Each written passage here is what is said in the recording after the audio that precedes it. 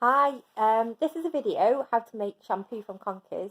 I just thought I'd show you the end result first so you could maybe make some tweaks to the recipe if you need to. So I washed my hair with Conker Shampoo last night and it's nice and clean, but I think it still feels like a bit oily, like there's a bit of residue on it.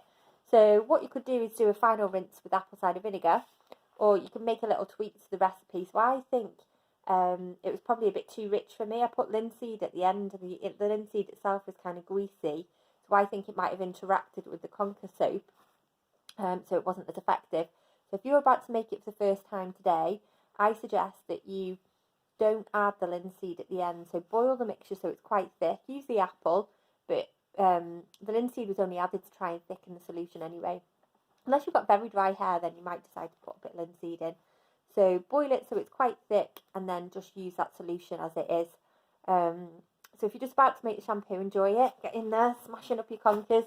And if you add any oils that you particularly like, or if you find an ingredient that you find works, then put it on the Outside Lives page. Let us know. I'd be really interested to try. I like making concoctions. Becoming quite known for it around here. So yeah, enjoy and leave the linseed out because it might make your hair greasy, or put apple cider vinegar in. Have fun! We're going to make some Conker Shampoo. You ready? Mm-hmm. So what you're going to need to do this is, if you want to make a lot, it says slice 20 conkers, but I'm not going to make a lot to start off with because this is my first time. I don't know if it'll be rubbish. I don't know if it'll even work, so I'm going to make some to start off with. So we're going to use half the amounts that are recommended. So I'm living in Scotland now. I couldn't find any conkers for ages, but went on a bike ride this morning and found a whole tub. So that's all good. So I reckon if we're doing half amount, we'll do 5 conkers. These are conkers, right? Not Don't walnuts. use that one. They're walnuts. No, they're conkers. But we're not using this one. I'm not using that one, we're using these. So get 5 whole conkers. This is good if you're feeling a bit angry. There you are, 5. These are my 5. So you can peel them, you can grate them, you can smash them. I'm going to use the smashing. So be careful. Choose your weapon carefully. You might want to do it outside. You might want to wear safety goggles. No. Right. Okay. Go. So your conkers should be nice and mashed. If they're not, like this one hasn't broken very well, you might want to try grating it. The larger the surface area, the quicker your soap will form. But we're going to boil these up anyway, so I'm not massively stressed. These are fresh as well, so I think the secret ingredient will come out quite easily. So the reason we're using conkers to make shampoo is, for starters, I'm just curious to see if it's any good or not. And quite a lot of people are looking for alternatives to chemicals, because if you use normal shampoo, soap, toothpaste, face wash, hand sanitizer, moisturiser, you could be coming into contact with just 160 different chemicals every day just from the cosmetics that you use. So if we can make things more natural, why not? The Vikings used to use conkers to make soap. There were reports that the English were quite worried that the Vikings were going to nick all their ladies because they bathed once a week, they had nice shiny hair. So, conkers contain an ingredient called acin. So it's a mix of over 30 different saponins. So a saponin is a soap-like substance. Yeah.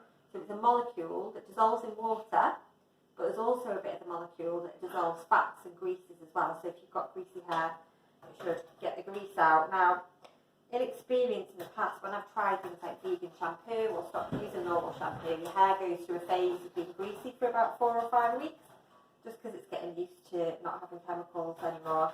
And yeah, it doesn't really feel clean for a while. But stick with it, persevere, and you'll come through. We're getting rid of the skin. Right, you don't need to get rid of the skin, because what we're going to do later is we're going to strain all this. We're going to boil it and strain it, so you don't have to. So as long as it's got a good surface area, we're happy there. Now just to say, if you're using anything in the kitchen, say like knives, graters, conkers are moderately toxic, so you don't want to eat them, you don't want to drink them, and make sure you wash all of your equipment thoroughly afterwards. There are other compounds in the horse chestnut that are good for you, so apparently there's substances in there that can treat eczema, psoriasis, varicose veins, if you've got varicose veins, you can look into that if you're interested. And if you read the back of any shampoo or toothpaste it says don't swallow, don't get it in your eyes. So it'll be the same with this, don't swallow it, don't get it in your eyes. So we slice our conkers and then we're going to put it in a pan. So just a normal pan. Then it says we add a chopped apple with the seeds. You got a knife? I'm not quite sure what the apple does actually. I know you've had apples, things like jam for the pepsi. It makes it last longer. There you go, there's yours. So chopped apple with the seeds. I'm guessing it's maybe got a preservative in it, I don't know. I want to eat it.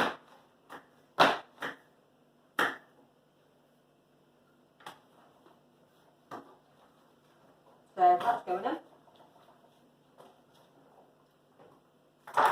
Then you need to add 150 mils of boiling water to boil the kettle.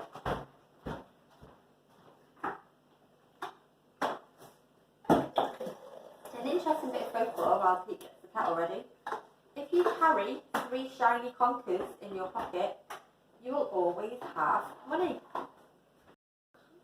can't see that. Apologise. Apologies for the cuss words. 3 shiny conkers in my pocket. We'll do it for a week and see what happens. See if we win the lottery. I have to carry these around with me all week, right? That's what the folklore says. 3 shiny conkers in your pocket, you'll always have money. So it says, oh no, we do the boiling first. So we're going to boil this, simmer it for 25 minutes, then sieve it, and then it says add 3 tablespoons of linseed or flax. Oh, I just remember, I think we've only got 1 lid. We need a lid, don't we? Well, it should be alright if we just simmer it. So you need linseed seeds or flax seeds. This is going to make the shampoo thick. Otherwise, I guess it'll be kind of runny.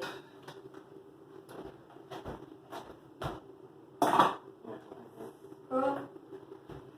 So we're going to add. You keep walking in front of that while it's filming. Oops. 150 mils of water.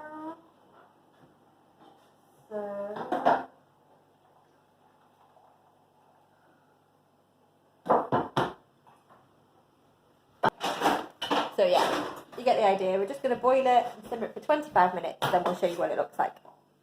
Right, I've just been for a run. That's why my hair's all wet because it's raining. And I'm about to try my shampoo for the first time. It smells a bit more funky today than it did yesterday, to be fair. So I'm going to put some tea tree in it to try and disguise the interesting earthy smell. A couple of drops of that in. Oh, much better. Okay, so I'm just going to give my hair a wet, although it is quite wet already. Alright, here goes.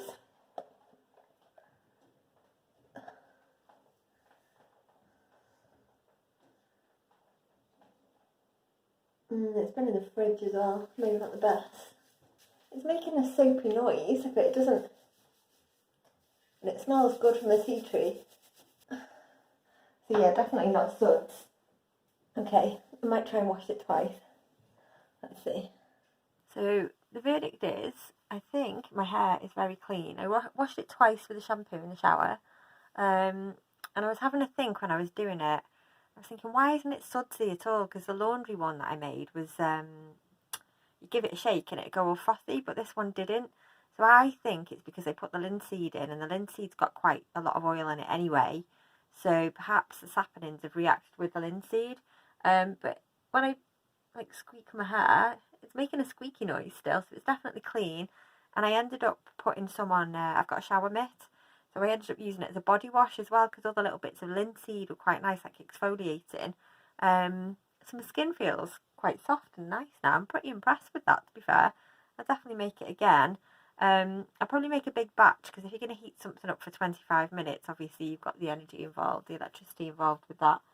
And I think the amount I used, I probably made enough yesterday to maybe last me about 2 weeks if I'm going to use it as a body wash.